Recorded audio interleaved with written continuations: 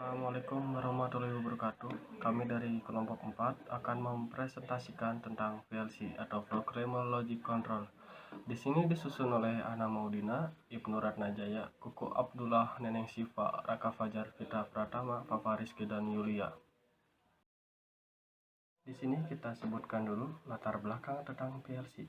Sistem kontrol proses terdiri atas sekumpulan piranti-piranti dan peralatan elektronik yang mampu menangani kestabilan, akurasi, dan transisi status yang berbahaya dalam proses produksi. Masing-masing komponen dalam sistem kontrol proses tersebut memegang peranan. Misalnya, jika sensor tidak mau bekerja atau rusak, maka sistem kontrol proses tidak akan tahu apa yang terjadi dalam proses yang sedang berjalan. Maka diberlakukan sistem piranti yang mampu melakukan eksekusi sekaligus memeriksa kesalahan yang mungkin terjadi dengan memberikan peringatan masalah yang terjadi di dalam sistem kendali. Oke, di sini kita jelaskan definisi dan fungsi PLC, yaitu perangkat yang berfungsi untuk mengontrol suatu sistem operasi atau sistem mesin. Cara PLC mengontrol sistem yaitu dengan cara menganalisis input kemudian mengatur kondisi output secara keinginan pengguna. Assalamualaikum warahmatullahi wabarakatuh. Saya Papa Rizky akan melanjutkan materi dari rekan saya Raka, yaitu konsep Programmable Logic Controller atau PLC. Yang pertama adalah programmable, yaitu menunjukkan kemampuan dalam hal memori untuk menyimpan program yang telah dibuat yang dengan mudah diubah fungsi atau kegunaannya. Yang kedua adalah logic. Logic menunjukkan kemampuan dalam memproses input secara aritmatik dan logik, yakni melakukan operasi membandingkan, menjumlahkan, mengalihkan, mengurangi, dan sebagainya. Yang ketiga adalah controller. Controller menunjukkan kemampuan dalam mengontrol dan mengatur proses sehingga menghasilkan output yang diinginkan. Selanjutnya adalah fungsi dan kegunaan PLC. Yang pertama adalah sequential control. PLC memproses sinyal binar menjadi output yang digunakan untuk keperluan pemrosesan teknik secara berurutan atau sekuensial. Di sini, PLC menjaga agar semua step atau langkah dalam proses sekuensial berlangsung dalam urutan yang tepat. Yang kedua adalah memonitoring plan. PLC secara terus-menerus memonitoring status atau sistem, misalnya temperatur, tekanan, dan tingkat ketinggian, dan mengambil tingkat yang diperlukan sehubungan dengan proses yang dikontrol, misalnya nilai sudah melebihi batas atau belum, atau menampilkan pesan tersebut kepada operator. Selanjutnya adalah prinsip kerja PLC. Prinsip kerja sebuah PLC adalah menerima sinyal masukan proses yang dikendalikan, lalu melakukan serangkaian instruksi logika terhadap sinyal masukan tersebut, sesuai dengan program yang tersimpan dalam memori, lalu menghasilkan sinyal keluaran untuk mengendalikan aktuator dalam peralatan lainnya. Terima kasih. Assalamualaikum warahmatullahi wabarakatuh. Saya Neneng Sipa. Saya akan melanjutkan materi dari saudara Papa Rizky tentang prinsip kerja PLC. Jadi, prinsip kerja PLC merupakan perangkat elektronika yang dibuat dari mikroprosesor. Dengan tujuan PLC ini dapat menganalisa kondisi input yang kemudian dapat disesuaikan dengan keinginan penggunanya untuk pengontrolan suatu output. Materi selanjutnya ada input dan output pada PLC. Di sini ada program input card yang memiliki dua jenis. Yang ke satu analog input card, yang kedua digital input card. Dan sama seperti input card, pada program output card juga memiliki dua jenis. Yang pertama ada analog output card dan yang kedua ada digital output card. Nah, materi selanjutnya akan dijelaskan oleh Ibnu Ratnajaya. Assalamualaikum warahmatullahi wabarakatuh. Saya Ibnu Ratnajaya akan melanjutkan presentasi dari Neneng Siva. Input-output sebagai fungsi PLC adalah untuk mengontrol proses input dan output adalah bagian penting dari PLC itu sendiri. Perangkat yang dihubungkan dan mengirim data ke PLC dinamakan perangkat input. sinyal masuk melalui terminal atau kaki-kaki penghubung. Melalui terminal atau kaki-kaki penghubung ini, terminal ini dinamai input point. Input akan mengirim informasi keadaannya ke dalam memori dan disimpan di lokasi memori yang biasa disebut input bit. VLC juga mempunyai terminal yang dapat mengeluarkan suatu sinyal yang disebut output. Terminal yang mengeluarkan sinyal dapat disebut output point. Output point pun akan mengirim data ke memori dan disimpan pada bagian output bit pada memori. Contoh-contoh lain dari input card itu sendiri dibagi dua. Yang pertama adalah analog input card. Contohnya, yang pertama pressure transmitter, lalu yang kedua level transmitter, yang ketiga speed indicator controller atau bisa disebut dengan SIC, yang keempat temperature transmitter, lalu yang kelima RTD.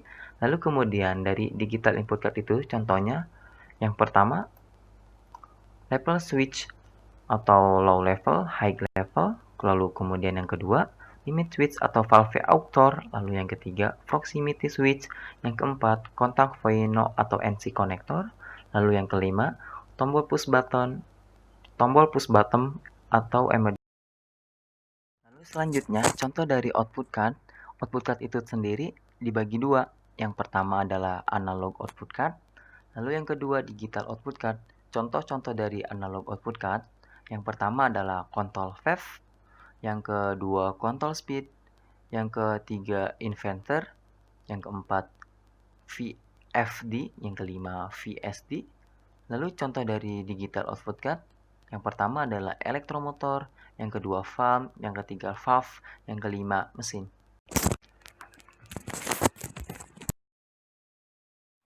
Assalamualaikum warahmatullahi wabarakatuh.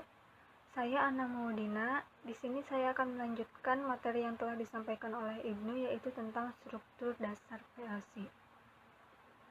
Dalam penyusunan struktur dasar PLC terdapat 4 komponen. Yang pertama ada CPU, yang kedua input-output, yang ketiga memori, yang keempat power supply. Yang pertama CPU. CPU sendiri berfungsi untuk mengontrol dan mengawasi keadaan input dan output PLC. Terdapat fungsi lain. CPU juga sebagai prosesor dan timer untuk perangkat lunak dan dapat menerjemahkan bahasa perantara yang berisi logika dan timer yang dibutuhkan untuk komunikasi data atau interface dengan pengguna. Lalu yang kedua, input-output. Sebagaimana fungsi PLC adalah untuk mengontrol proses, input dan output adalah bagian penting PLC. Yang ketiga ada memori. Memori sendiri berfungsi untuk menyimpan perintah-perintah yang telah diprogram oleh pengguna dan juga berfungsi untuk menyimpan data-data hasil perhitungan proses. Yang keempat, power supply. PLC tidak akan beroperasi jika tidak ada suplai listrik. Beberapa input PLC adalah menggunakan listrik DC dan listrik AC. Dalam penggunaan PLC juga terdapat kelebihan dan kekurangannya. Untuk kelebihan dari PLC, yang pertama ada fleksibel, yang kedua perubahan dan pengkoreksian kesalahan sistem lebih mudah, yang ketiga jumlah kontak yang banyak, yang keempat harga lebih murah, yang kelima pilot running, yang keenam observasi visual, yang ketujuh kecepatan operasi, yang kedelapan metode pemrograman leader atau boolean, yang kesembilan sifatnya tahan uji, yang kesepuluh keamanan, yang ke-11 menyederhanakan komponen-komponen sistem kontrol, yang ke-12 dokumentasi, yang ke-13 dapat melakukan pengubahan dengan pemrograman ulang, lalu yang terakhir penambahan rangkaian lebih cepat. Selanjutnya untuk kekurangan dari PLC, yang pertama karena teknologinya masih baru, yang kedua buruk untuk aplikasi program yang tetap, yang ketiga pertimbangan lingkungan, yang keempat operasi dengan rangkaian yang tetap. Untuk materi selanjutnya akan dijelaskan oleh Yulia.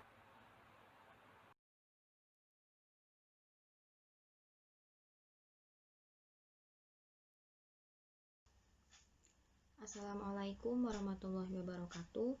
Saya Yulia Melindayani akan melanjutkan materi dari Anna Maudina. Di sini saya akan menjelaskan tentang pemrograman PLC dan contoh gambar cara setting tipe pemrograman. PLC sendiri merupakan piranti yang untuk menggunakannya diperlukan perintah yang dalam hal ini dengan cara dimasukkan program untuk menjadikan PLC itu sebagai otak dari sebuah sistem kendali. Berikut adalah jenis PLC programming berdasarkan IEC. Yang pertama ada ladder diagram. Yang kedua ada function block diagram. Yang ketiga ada instruction list. Yang keempat ada struktur text. Yang kelima ada sequential function chart.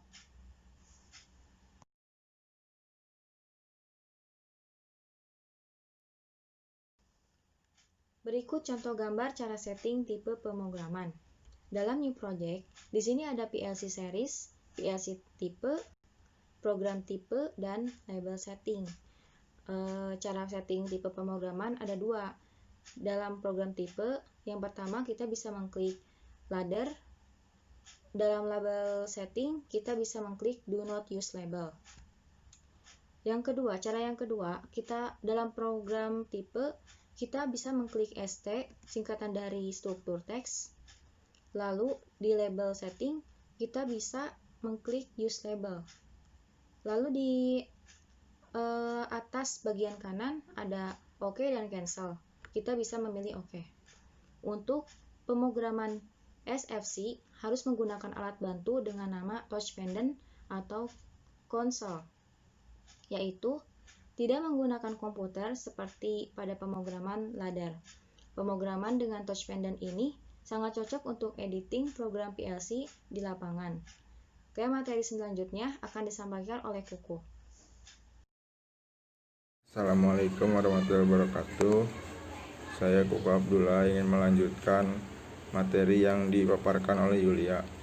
Berikut adalah contoh sederhana reader pemrograman. Pemrograman tersebut menggunakan SFC, pemrograman dengan touch pendant yang sangat cocok untuk editing PLC, dan pemrograman tersebut bila dikonversikan menjadi seperti gambar berikut.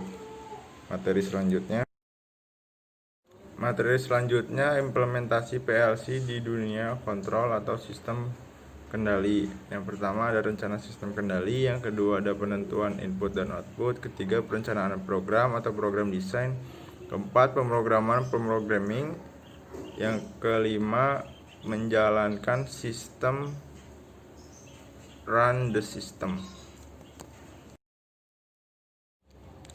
Dan kesimpulannya adalah programmable logic controller atau PLC adalah komputer elektronik yang mudah digunakan atau user friendly dan memiliki fungsi kendali untuk berbagai tipe dan tingkat kesulitan yang beraneka ragam. Definisi PLC menurut KPL adalah sistem elektronik yang beroperasi secara digital dan didesain untuk pemakaian dan di lingkungan industri, di mana sistem ini menggunakan memori yang dapat diprogram untuk menyimpan secara internal instruksi-instruksi yang mengimplementasikan fungsi-fungsi spesifik seperti logika, urutan, perwaktuan, pencacahan, dan operasi aritmatik untuk mengontrol mesin atau proses melalui modul-modul I/O digital maupun analog. PLC banyak digunakan dalam proses kerja yang memerlukan sistem kendali otomasi. Misalnya dalam dunia industri, pada mesin-mesin industri dibutuhkan perangkat kendali yang sederhana namun dapat mengerjakan semua perintah-perintah yang digunakan untuk melakukan proses produksi yang pastinya lebih ringkas dibanding menggunakan relay atau switch dalam jumlah yang banyak dan memerlukan ruang yang lebih. Demikian presentasi dari kelompok kami. Assalamualaikum warahmatullahi wabarakatuh.